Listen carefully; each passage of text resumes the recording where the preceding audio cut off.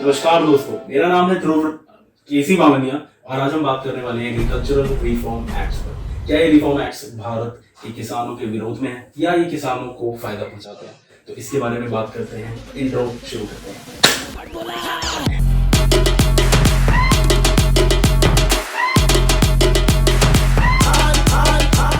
तो आप सोच रहे होंगे मैं ये वीडियो इतनी लेट क्यों बना रहा हूँ? तो उसका एक कारण है कि मेरा यूपीएससी का एग्जाम था जिसका रिजल्ट आया और रिजल्ट बहुत ही खराब रहा, नहीं हुआ। अंग्रेज गवर्नेंस के अंडर जिसमें किसानों को दबा के रखा गया और जिसमें हमारे सिस्टम को ऐसा बनाया गया था कि वो ब्रिटिश के फायदे के लिए बनाई जाए, ऐसे में दो नए कानून, farmers agreement on price assurance and farm services act 2020 और farmers produce trade and commerce act 2020 का आना किसानों में कंसर्न जरूर पैदा करता है और ये कंसर्न को अंडरस्टैंडेबल और नेचुरल समझा जा सकता है। हालांकि आपको सिर्फ मैं थोड़े से अपने इमोशंस को साइड में रखने को कहूंगा। आप मोदी के फेवर में भी हो सकते हैं और मोदी के अगेंस्ट भी हो सकते हैं, पर ये चैनल सिर्फ न्यूट्रल रहेगा। इस वीडियो में हम प्राइमरीली 3 सवालों का जवाब देंगे। पहला सवाल कि ये गाड़ी जल्दी निकलेगी कि रुकेगी। इस वीडियो में हम 3 सवालों का जवाब देंगे। क्या ये बिल्स ये किसान विरोधी हैं? दूसरा सवाल, क्या मोदी जी किसान विरोधी हैं? ऐसे सवाल कंट्रोवर्शियल वीडियो बनाने के लिए जरूरी है। तीसरा सवाल और सबसे महत्वपूर्ण सवाल जो बहुत इंपॉर्टेंट है, क्या आपको इस चैनल को सब्सक्राइब करना चाहिए? इसका जवाब तो वही है कि बात से कर दीजिए बेटा। जैसा कि दोस्तों आपको तीसरे सवाल का जवाब तो मिल ही गया होगा। बाकी के 2 सवालों के जवाब के लिए थोड़ा सा बेसिक्स ऑफ एग्रीकल्चर जानने की जरूरत है। बेसिक्स में ऐसा है, फार्मर 2 लिंकेजेस से लिंक होता है, बैकवर्ड लिंकेज, एक फ्रंट लिंक।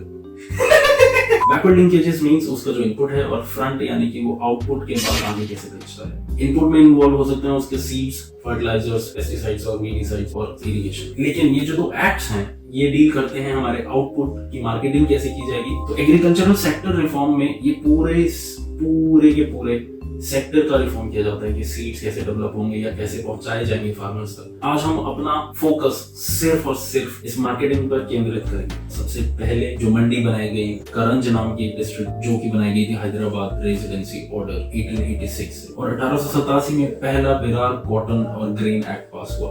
इस एक्ट के अनुसार मंडियों को बनाया गया कॉटन की देखरेख के लिए। इस सिस्टम को ऐसे डिजाइन किया गया था कि फार्मर्स को कम से कम फायदा पहुंचे और जो ब्रिटिश फैक्ट्रियां हैं उनको सबसे ज्यादा फायदा हो। अब ये सिस्टम में ऐसी पार्टीज बन गई थी जिनको फार्मर्स को एक्सप्लॉइट करने की समझी आदत सी बढ़ गई थी। जब देश आजाद हुआ उसके बाद भी ये वेस्टेड इंटरेस्ट ने किसानों को एक्सप्लॉइट किया।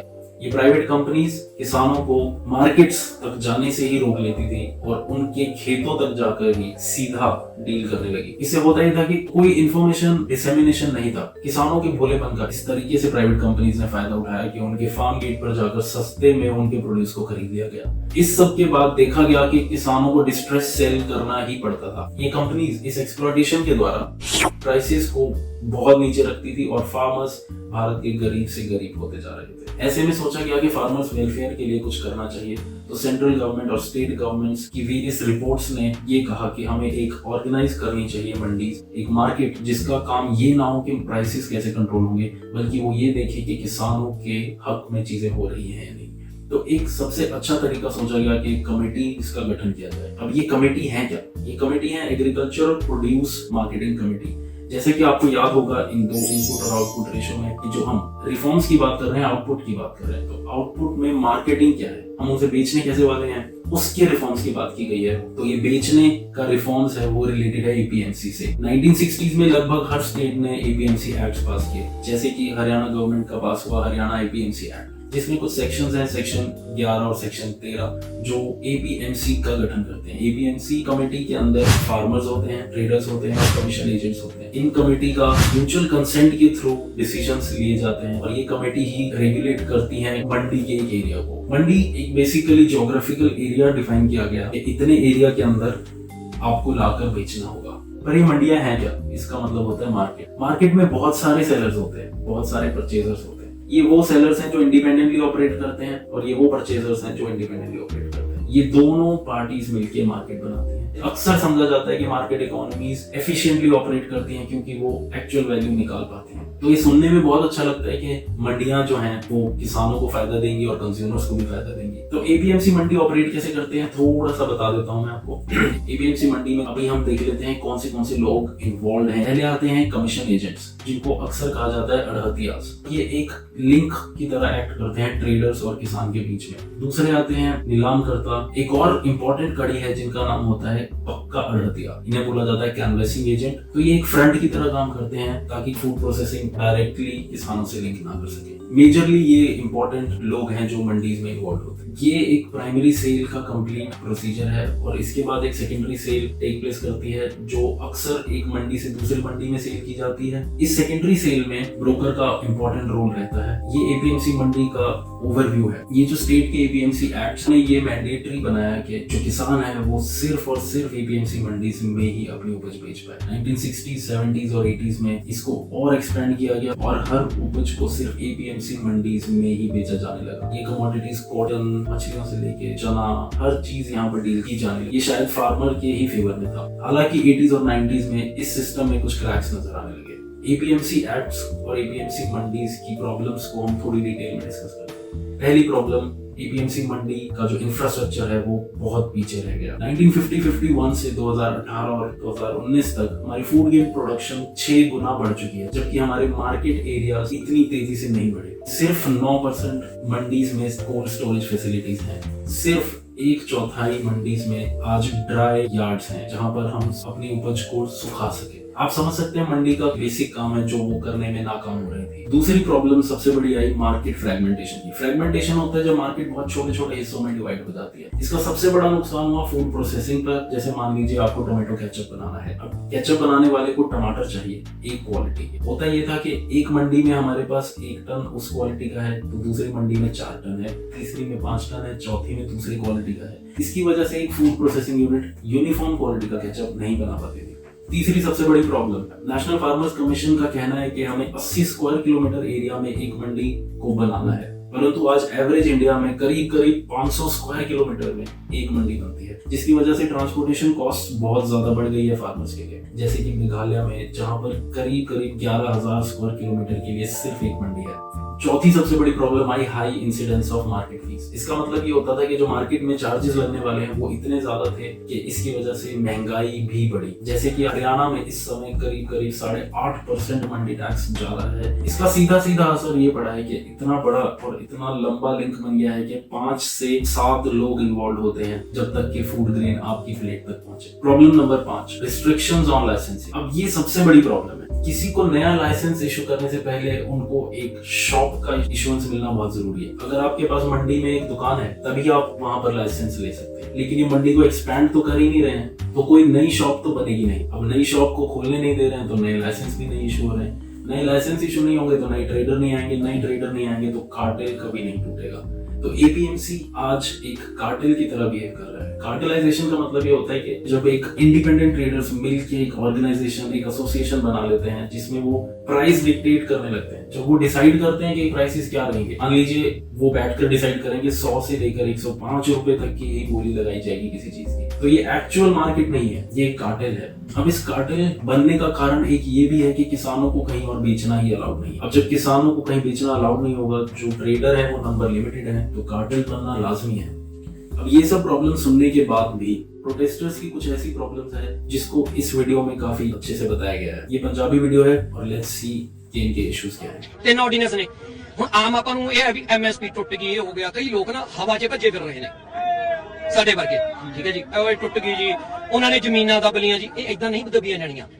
ਅਸਲ ਪਲੈਨਿੰਗ ਕੀ ਹੈ, ਜਿਹੜਾ ਅੱਜ ਤੋਂ 3 ਸਾਲ ਬਾਅਦ ਦਾ ਸਿਨੈਰੀਓ ਹੋਣਾ ਹੈ, ਕੰਟਰੈਕਟ ਫਾਰਮਿੰਗ ਹੈ। ਉਹਦੇ ਵਿੱਚ ਕੀ ਹੈ, ਉਹਨਾਂ ਨੇ ਆਪਣੇ ਨਾਲ ਕੰਟਰੈਕਟ ਕਰ ਲੈਣਾ ਹੈ। ਲੋ ਜੀ ਤੁਹਾਨੂੰ 50,000 ਮਿਲਦਾ, ਲੱਖ ਰੁਪਏ ਕਿੱਲਾ ਦੇਵਾਂਗੇ। ਮੇਰੇ ਵਰਗੇ ਜੱਟ ਨੇ ਲਾ ਲਓ, ਜਿਹੜਾ ਖੇਤੀ ਨਹੀਂ ਕਰਦਾ, ਨੌਕਰੀ ਕਰਦਾ, ਮੈਂ ਠੇਕੇ 'ਚ ਦਿੰਦਾ। ਮੈਂ ਕਹਿੰਦਾ ਲੈ ਮੇਰਾ ਦਿਮਾਗ ਖਰਾਬ ਆ, ਮੈਨੂੰ 50,000 'ਚ ਦੇਣਾ, ਲੱਖ 'ਚ ਦਊਂ ਮੈਂ। ਉਹਨੇ ਮੈਨੂੰ 15 ਸਾਲ ਦਾ ਕੰਟਰੈਕਟ ਕਰਨਾ, ਉਹਨੇ ਬੜਾ ਸੋਹਣਾ ਐਗਰੀਮੈਂਟ ਹੋਣਾ। ਮੈਂ ਕਹਿਣਾ ਵੀ ਬਾਈ ਸਾਰਾ ਕੁਝ ਲਿਖ ਕੇ ਦੇਤਾ, ਹੁਣ ਨਹੀਂ ਕੋਈ ਟੈਨਸ਼ਨ ਹੈ ਨਾ। ਆਪਾਂ ਨੂੰ 15 ਸਾਲ ਵਾਸਤੇ ਲੱਖ ਰੁਪਏ ਕਿੱਲੇ ਦਾ ਆਪਾਂ ਨੂੰ ਮਿਲਣਾ ਹੀ ਮਿਲਣਾ। ਮੈਂ ਖੁਸ਼ ਹੋ ਕੇ ਕਰ ਲੈਣਾ। ਜਿਹੜੇ ਹੋਰ ਮੇਰੇ ਪਿੰਡ ਦੇ ਵਿੱਚ 4 ਠੇਕੇ ਦੇ ਲੈਣੇ ਵਾਲੇ ਜ਼ਮੀਨਾਂ ਨੇ, ਉਹਨਾਂ ਨੇ ਕੀ ਕਰਨਾ, ਉਹਨਾਂ ਨੇ ਸਾਲ ਦੇਖਣਾ, 2 ਸਾਲ ਬਾਅਦ ਉਹਨਾਂ ਨੇ ਆਪਣੇ ਸੰਦ ਸੰਦਈਏ ਵੇਚ ਦੇਣੇ ਨੇ ਵੀ ਬਾਈ ਕੰਮੇ ਨਹੀਂ ਰਿਹਾ, ਸਭ ਖੇਤੀ ਦਾ ਟੁੱਟ ਜਾਣਾ ਮਨ ਚੋਂ। 4 ਸਾਲਾਂ ਬਾਅਦ ਉਹਨੇ ਮੈਨੂੰ ਕਹਿਣਾ ਵੀ ਬਾਈ ਜੀ ਮੈਨੂੰ ਤਾਂ ਘਾਟਾ ਪੈ ਗਿਆ, ਮੈਂ ਤਾਂ 20,000 ਦੇ ਸਕਦਾ। ਫਿਰ ਮੈਂ ਕੀ ਕਹੂੰ, ਆਮ ਆਪਣੇ ਕੀ ਹੁੰਦਾ ਬਾਈ, ਪੰਚਾਇਤ ਇਕੱਠੀ ਕਰ ਲਾਂਗੇ, ਹੁਣ ਪੰਚਾਇਤ ਵਾਲੀ ਅੰਬਾਨੀ ਦੇ ਕਿਹੜੇ ਤੇ ਕਰ ਲਾਂਗੇ ਆਪਾਂ ਇਕੱਠੀ, ਠੀਕ ਹੈ। ਦੂਜੀ ਆਪਸ਼ਨ ਹੁੰਦੀ ਹੈ ਥਾਣੇ ਜਾਊਂਗਾ, ਐਸਐਚਓ ਦੀ ਕੀ ਮਜਾਲ ਹੈ ਕਿਸੇ ਬੰਬੇ ਦੇ ਬਾਣੀਆਂ ਨੂੰ ਬੁਲਾ ਲਵੇ ਉਰੇ। ਤੀਜੀ ਆਪਸ਼ਨ ਆਪਣੇ ਨਾ ਇੱਕ, ਮੈਂ ਪਹਿਲਾਂ ਵੀ ਇੱਕ ਬਾਈਟ ਦੇ ਰਿਹਾ ਸੀ, ਉਹਦੇ ਚ ਵੀ ਮੈਂ ਸ਼ਬਦ ਯੂਜ਼ ਕਰਦਾ ਹੁੰਦਾ, ਆਪਣੇ ਨਾ ਜੱਟਾਂ ਦੇ ਘਰੇ ਸਾਡੇ ਨੇ ਇੱਕ ਜਰ ਲੱਗੀ 12 ਮੋਰ ਦੀ ਪਈਓ ਹੁੰਦੀ ਹੈ, ਫਿਰ ਆਪਾਂ ਕਹਿੰਦੇ ਸਾਡੇ ਕੋਲ ਹੀ ਮਰੂ। ਜਦ ਆਪਾਂ ਰਫਲ ਜਾ ਕੇ ਜਾਣਾ ਹੈ, ਅਗਲੇ ਨੇ ਕਹਿਣਾ ਬਾਈ ਜੀ ਮੈਂ 20,000 ਤੇ ਨੌਕਰੀ ਕਰਦਾ, ਉਹਨੇ ਮੈਨੇਜਰ ਰੱਖਿਆ ਵਾ ਮੈਂ ਤਾਂ, ਤੁਸੀਂ ਬਾਈ ਜੀ ਬਾਊ ਨਾਲ ਕਰੋ ਗੱਲ ਜਾ ਕੇ। ਉਹ ਵੀ ਆਪਸ਼ਨ ਖਤਮ ਹੋ ਗਈ। ਐਂਡ 'ਚ ਆਪਾਂ ਕਹਿਣਾ ਬਾਈ ਤੈਨੂੰ ਕੋਰਟ 'ਚ ਦੇਖੂੰਗਾ, ਅਗਲੇ ਨੇ ਕਹਿਣਾ ਬਾਈ ਜੀ ਡੀਸੀ ਦੇ ਉੱਪਰ ਨਹੀਂ ਜਾ ਸਕਦਾ, ਦੇ ਦੇ ਕੰਪਲੇਂਟ। ਡੀਸੀ ਆਪਣੇ ਹੱਕ ਦੀ ਕਰੂਗਾ, ਬਾਊ ਦੇ ਹੱਕ ਦੀ ਕਰੂ, ਆਪਾਂ ਮਰ ਗਏ। ਫਿਰ ਆਪਾਂ ਕਹਿਣਾ ਸਾਡੀ ਜ਼ਮੀਨ ਛੱਡ ਦੇ, ਉਹਨੇ ਕਹਿਣਾ 15 ਸਾਲ ਦਾ ਐਗਰੀਮੈਂਟ ਹੈ, ਮੈਂ ਨਹੀਂ ਛੱਡਦਾ, ਮੇਰੀ ਮਰਜ਼ੀ ਹੈ। ਆਪਾਂ ਕਹਾਂਗੇ ਪੈਸੇ ਦੇ ਦੇ, ਮੇਰੇ ਕੋਲ ਪੈਸੇ नहीं है, मैं नहीं ਵੱਧ दे सकता। अल्टीमेटली भाई जी आप ਉਹਨਾਂ ਨਾਲ नहीं लड़ सकते। जैसा कि आपने देखा इस वीडियो में कुछ प्रॉब्लम्स का डिस्कस किया गया है। इसमें से कुछ प्रॉब्लम्स बहुत इंपॉर्टेंट है। पहली प्रॉब्लम की बात की गई कॉन्ट्रैक्ट फार्मिंग से रिलेटेड, जिसके अंदर एक कंपनी 15 साल का एग्रीमेंट कर लेती है और मुकर जाती है। ये डर जो है, ये जैसा कि आपको मैंने समझाया ब्रिटिश एरा से चला आ रहा है। हालांकि सरकार आज की समझदार है और हम इंडिपेंडेंट कंट्री है। अगर आप एक्ट्स को ध्यान से देखें तो सेक्शन 8 और section 15 of farmers agreement on assured prices and farm services act 2020 में क्लियरली मेंशन है कभी भी किसी भी किसान की जमीन किसी भी केस में नहीं ली जा सकती। और सेक्शन 3 सब क्लॉज 3 में क्लियर है कि कोई भी फार्मिंग एग्रीमेंट 5 साल से ऊपर के टेन्योर का नहीं हो सकता। पर एक महत्वपूर्ण बात इसमें यह है कि लोगों को ट्रस्ट नहीं है कि कंपनीज उनके साथ एग्रीमेंट में क्या लिखने वाली है, और ये डिस्ट्रस्ट और ये जो डर है ये वाजिब है और इसके लिए गवर्नमेंट को कुछ एक्शंस लेने चाहिए। हालांकि section 3 clause 4 of the said act consist of model agreement. ये एग्रीमेंट बताते हैं कि कैसे फार्मर और एक कंपनी आपस में एग्रीमेंट करेंगी। आपको स्क्रीन पर फ्लैश हो रहा होगा ये एग्रीमेंट। इस एग्रीमेंट में क्लियरली मेंशन है कि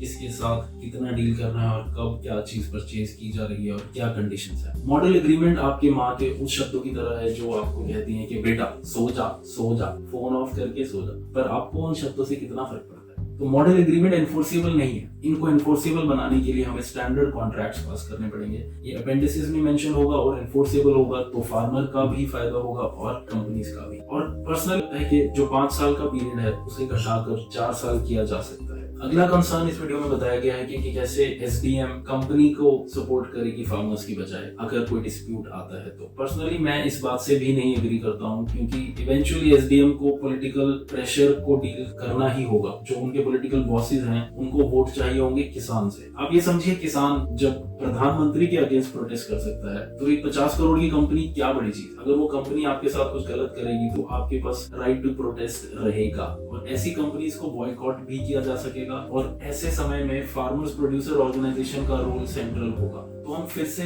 ओरिजिनल 2 सवालों पर चलते हैं। क्या ये एक्ट्स किसान विरोधी हैं? तो इसका आंसर बनता है कि नहीं, ये किसान विरोधी तो नहीं है, पर जैसे भी हो उनकी इम्प्लीमेंटेशन पर बहुत कुछ मैटर करता है। तो इसके लिए फार्मर्स प्रोड्यूसर ऑर्गेनाइजेशन का रोल बहुत महत्वपूर्ण है। ये ऑर्गेनाइजेशंस हैं जो फार्मर्स मिलके बनाते हैं। एक और महत्वपूर्ण बात यह है कि जो एपीएमसी एक्ट्स और एपीएमसी मंडीज हैं उनमें जो कमोडिटीज डील कर सकती हैं, जो कंपल्शन है डील करने की, वो बहुत कम कमोडिटीज रह गई है। व्हीट, राइस और कॉटन ये प्राइमरीली चाहती हैं, जो मेजॉरिटी ऑफ ट्रांजैक्शंस मंडीज के थ्रू कर रही है। यहाँ पर एक और जरूरी बात बताई जाए, 2013 में यूपीए गवर्नमेंट ने ऑलरेडी फ्रूट्स और वेजिटेबल्स को एपीएमसी मंडीज की स्ट्रैंगल से फ्री कर दिया था। आपको ये भी बताना जरूरी है कि जो आज की डेट में एलाइड एक्टिविटीज हैं जैसे कि मिल्क प्रोडक्शन, वो कभी भी इस मंडी का हिस्सा नहीं बनी। तो जब दूध बेचने वाले को नुकसान नहीं हुआ है, जब उनको कॉन्ट्रैक्ट के डिस्प्यूट्स का इतना डर नहीं है, तो मुझे नहीं समझ आता है कि गेहूं और सिर्फ चावल प्रोड्यूस करने वालों को इतना डर क्यों है। ये